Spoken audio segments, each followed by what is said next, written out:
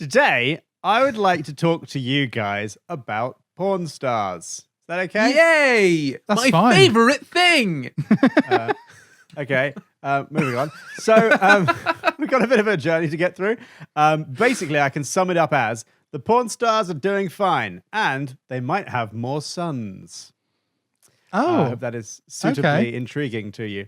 So our story begins back in 2012, which is important, and we'll get onto this. And it starts with the publishing of a paper called Pornography Actresses, an assessment of the damaged goods hypothesis. I assume you've all heard of this term before, usually in a derogatory way, talking about women. I have heard Many of this. times. Yeah.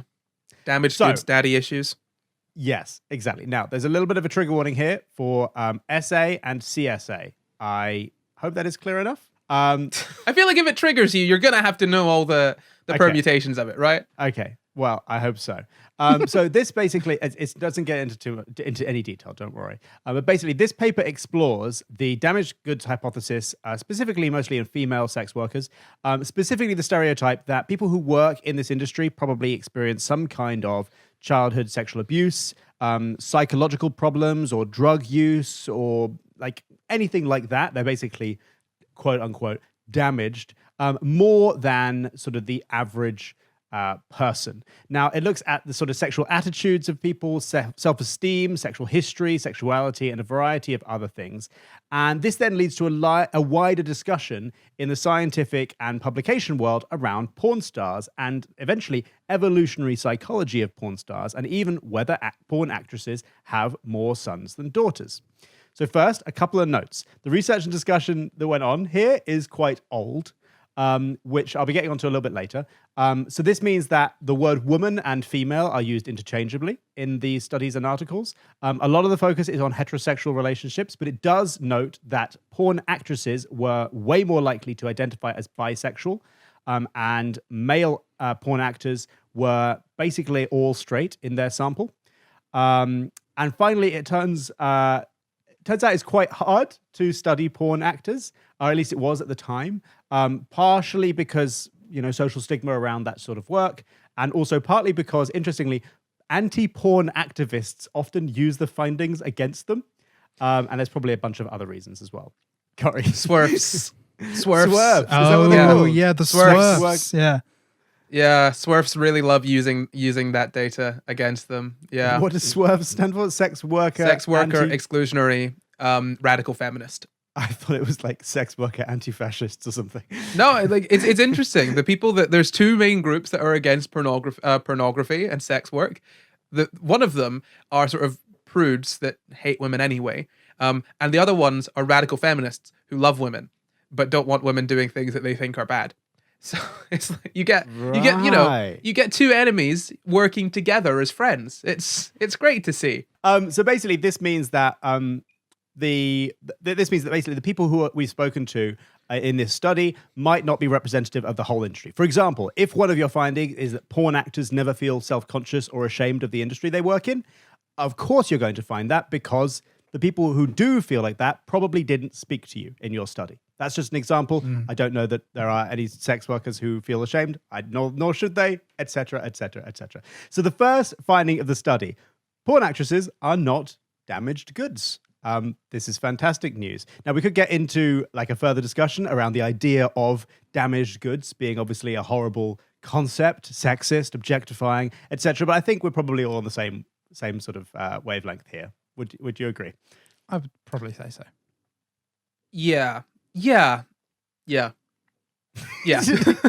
Concerning that you had to think about that, Corey. No. No, I think sex workers are goods, actually. You're right. Oh, no. Oh, I miss. Honestly, I misheard you. I thought you were saying, oh, sex work is good. And I was like, well, it can be bad. I thought you were talking about sex work, not sex workers. No. Sorry. Okay. Yeah. No. To summarize for Corey, we're all in the agreement that the idea of damaged goods is a derogatory term. Oh, yeah. Yes, I agree. Okay. Cool, I fully agree. But the important thing here is as well as our now agreement that it is a bad term, it's also a misconception. Porn actresses have statistically significant higher rates of self-esteem, of sexual satisfaction, of positive feelings, of societal support, and of spirituality scores. And they were no more likely to have instance of childhood sexual abuse, according to the respondents in this study. However, they were more likely to have tried a variety of drugs in their lifetime, but they were not more likely than average to have taken any drug in the last 6 months other than marijuana. And this is sort of put down to a sort of party atmosphere as opposed to necessarily being because of sex work. It also may be to do with sort of openness, general openness. You have to be a fairly open person, having been raised in a very sex work critical society to then go into sex work. So you're then going to be more open to other experiences as well. There is one very strong stereotype which was shown in the data between both male and female porn actors. What do you think it might be? I actually have no idea. Can you give us some clue? Okay, it's in the name. Oh. Sex or work? Actors? Sex. They like sex? They enjoy yes. sex. Porn actors have a higher than average enjoyment of sex. When asked how many sexual partners they had had in their lifetime outside of their sex work, they are way more likely to have had way more partners, and they're way more likely to have started having sex younger. The statistic on this is like beyond even my wildest guess on this. When asked to indicate the number of sexual partners outside their work they had in the last year, the average porn actresses in the last year was greater than the average woman's in their entire lifetime. This is not a bad thing. I just find it so interesting. It's very easy, though. I think the average for a woman in their lifetime is about 7 or 8, isn't it? Or I think it was 5. I don't recall the exact number. Yeah. For male actors, basically, in their lifetime, it was about 170 non-work related sexual partners. Oh, wow. And for female actresses, it was around 75. That makes sense. So the most important thing here is that porn actors have, according to this study, generally higher sex drives. And they rate higher in basically something in evolutionary psychology called sociosexuality, which is the desire to have sex with lots of people. We might sort of, in layman's terms, call that promiscuity. This is not to say that there aren't other reasons why people do sex work other than enjoyment of sex. There are probably other reasons people do that. And it also doesn't mean that if you are a sex worker, that also means that you also want to sleep around outside of your work. Those are not necessarily the case. But in this study, this is the correlation they found. The suggestion here basically is that we all live and exist on a sort of scale of sociosexuality, similarly to how we sit on scales of sexuality generally, or of gender, or of sex, and basically that this is inherent to us. In our world, we basically have a kind of normalization and institutionalization of one type of mating strategy, which is a man who is a male mates with a woman who is a female, they get married, commit to each other for life, and have babies. Anyone who deviates from that is societally sort of judged. Loads of words are thrown around, for example, in this case, damaged goods. And because of the sort of societal insistence on monogamous heterosexuality being the norm, anyone who doesn't fit that mold, we kind of try and come up with some weird story as to why they are deviating from this perceived norm. For example, maybe they were hurt by somebody, or maybe they're addicted to drugs, rather than just allow for the possibility that somebody might have a different sex drive and a different mating strategy to you as an inherent trait in who they are, and that there's nothing wrong with them, that it's who they are. It's interesting. I was watching a Louis Theroux documentary the other. I say I was watching. Me too. Someone else was watching a Louis Theroux documentary, and I caught part of it on polyamory. And the question always was, why is this person not enough for you? And I thought that was interesting because they always find it really difficult to hit back at that question. But it's such a softball. All you need to come back with is, well, why are you limiting yourself to one person? To one person. Yeah. Exactly. It's there's no good answer to either question. Exactly, because you want to. Well, it's a strategy. I think, honestly, with a lot of people, I think not necessarily that they want to. I think it's a societal thing. I think that too. Yeah. I think if polyamory was more accepted in society, more people would be comfortable with it. But as it stands now, it's mostly a thing that people do when they're either because they enjoy it or because their marriage is breaking down and they don't want to break up. Of course. I mean, but on the other side of that, there is plenty of examples in nature of sort of monogamy as well. So the idea basically is, although yes, we have institutionalized and incentivized monogamy, it's also perfectly possible that people just want to be monogamous as well. And all of these things are perfectly possible. I know you weren't saying otherwise. Yeah, absolutely, Just to be absolutely. clear. So in evolutionary psychology, this trend is basically referred to as a restricted or unrestricted mating strategy, which I found interesting because it sort of flips the head on, because restricted feels like a negative term, which is the societal norm, and unrestricted feels like a positive thing, like you're open and just free and not restricting yourself, right? Again, both are fine, but these are the terms that are used in evolutionary psychology. So what we would consider traditionally to be monogamous would be a restricted mating strategy. Heteronormatively, as I have already said, these studies are, in this situation, and also not only heteronormatively, but also assuming the purpose of sex is for reproduction as well, which obviously in the majority of cases, even among the most like straight-laced normies, it's not generally to do with reproduction most of the time, is it? But in this situation, the description goes, a woman in this strategy would seek a partner, in this case, a male man, who will invest time and resources into their children and will stick around, right?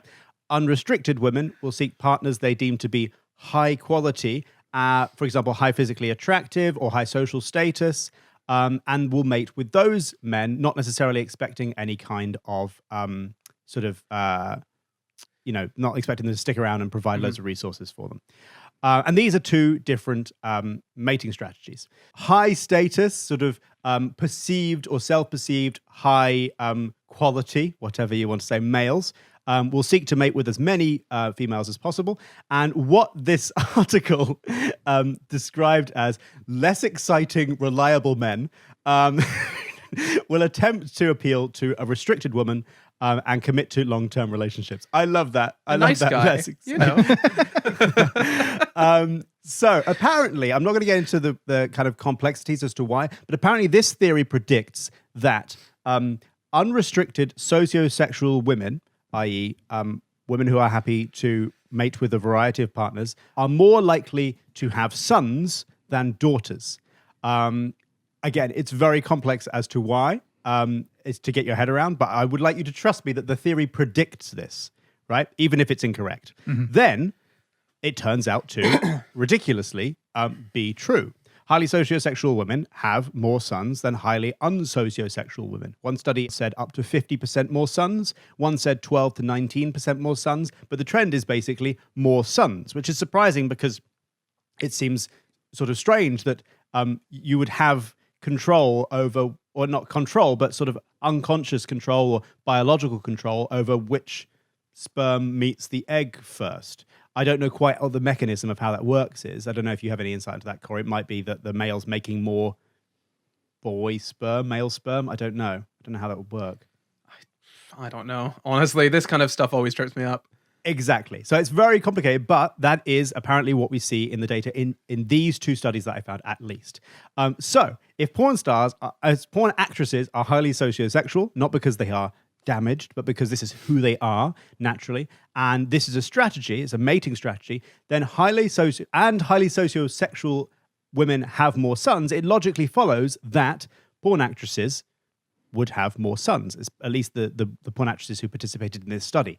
I couldn't find any specific studies on how many sons porn stars have. It's a very niche study, but there you are. Now, I brought up this story at the beginning, as I said, because I was reading this study, I found it very interesting, and then, having read the entire thing and decided it was my story for SCI Guys, I realized it was almost a decade old, which was fascinating because I read about this last week on the homepage of Psychology Today. Now... Not today. Not today. Not today. Psychology 10 years ago. I didn't even notice that. So it's almost a decade old. It's very probable that some ideas in evolutionary biology have moved on since then, and I wanted to make sure that was clear. But also, we felt, when I was sort of discussing this with Corey, because I called him up very panicky going, oh my God, it's like my story that I've spent all this time researching is like old. And can I still talk about it? We wanted to highlight, as Corey often does on the show, notice where your sources are coming. Particularly when they were published. I hadn't realized when I was reading this article, like I said, that it was an old article. Some sites, like The Guardian, have done a good job of putting banners up on old stories, even like this story is over 3 months old, for example. But the sort of onus is on you not to share and trust sources that are old at face value. Obviously, don't trust any source at face value. Like research around and sort of develop a critical mind, as Corey has encouraged in both Jamp and I. But this is the last thing I wanted to sort of highlight was this is on the homepage. As Corey explained to me, these sort of literature publishers often recycle old content, especially when it's sort of vaguely like topical. And the only hint I had for that was a tiny little thing of the date, which I found a little bit concerning, actually. The thing is, looking into this, you don't know necessarily whether those results hold true today, whether there's been further study on it. Mm-hmm. But I mean, this is just based on the fact that they're reposting this with no update, nothing like that. To me, that makes it feel like there hasn't been much further research on this particular topic, or there hasn't been any headway made. There's been nothing headline worthy since then. Otherwise, that would be part of the article, right? Obviously, I'm not saying that for sure nothing has happened, but it calls into question the validity of this of these sort of findings. If that's being recycled 10 years later, you know? Well, there's no indication on the page that this is an old article. As I say, I found it on the homepage of Psychology Today. And there is no update. And I did struggle to find an awful lot of new information. I think the latest source I had was sort of 2017, in part because, like I say, it's really difficult to do studies on porn actors, in part because it's actually not that many. At the time of writing of this, there was about 1,000 full-time porn actors, like porn stars, working in the industry, which is a tiny sample. And the sample for this paper was something like 177. Because so many are not willing to come forward and talk about it or to be named or even to trust scientists in that way. To be fair, in a lot of cases, it's not a great industry, you know? It can be a really awful exploitative industry. Yes. So I think as well, you mentioned this up top, but the people that come forward and talk about it are not going to be the best sample of that group necessarily, you know? Well, all of the people talking in this were current sex workers. They were sourced through a system that does like STD testing. So they are at least still wishing to work in the industry. They're not sort of like ex-industry workers who are sort of a bit pissed off about how the whole thing works. But that's my point. But there are plenty of those. You are correct. So that's my point. You're looking at people who are in the porn industry and like it and are kind of doing it of their own volition, really. I think that's an interesting. That's interesting. It's good that you mentioned that up top. I saw someone in the comments here. Sorry to bring this up. I saw someone in the comments saying that monogamous technically means mating for life rather than one partner at a time. And I checked this out whilst Luke was chatting, and apparently it can mean that, but it also can mean you could have serial monogamy where you can go from partner to partner so long as you've only got one partner at a time. So, yeah, just to the people in the chat having a chat about that. That's very interesting. Monogamy, I would certainly say that the societal norm is still towards, not mating for life, but once you've mated for life, you then stick for life. That is the institutional encouragement, isn't it? Well, dating isn't courting, right? So yeah, you know what I mean. So yeah, you're right. We really, realistically, our society is geared towards monogamy. If you talk about no sex before marriage, right? Because again, like a penguin even can the court as many. And the idea of marriage at all is towards the intent, at least, is like, this is the person. This is my person now. Yeah. And then it might turn out to not be, but for now, that's the sort of that's the plan. Yeah, I mean, we've kind of moved from a sort of strict monogamy to a more sort of serial monogamy, but still, I think that's another thing that's really interesting is that when you look at sort of you're talking about sort of the more unrestricted mating compared to the restricted sort of mating. Yeah. What's interesting is that that's going to be heavily skewed by the society that we are in. So the people that are unrestricted aren't necessarily the entire group of people that uninfluenced would be unrestricted. It's the people who are so adamant in their sort of lack of restriction on their sort of sexual partners that they will do that despite the fact that that society is pushing them the other way.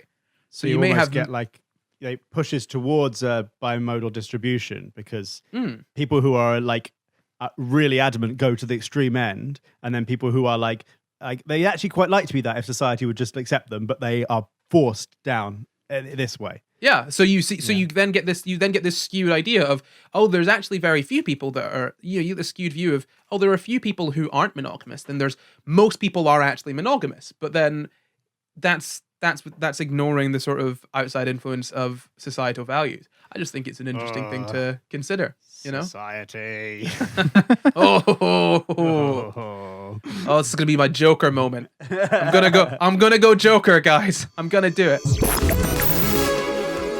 If you enjoyed that clip, head over to patreon.com/Sci Guys where you can find the full show. Or you can stay here and catch up on old Sci Guys episodes. Or you can follow us on Twitter, Instagram, and Facebook at Sci Guys Pod to find out when we're doing more live shows.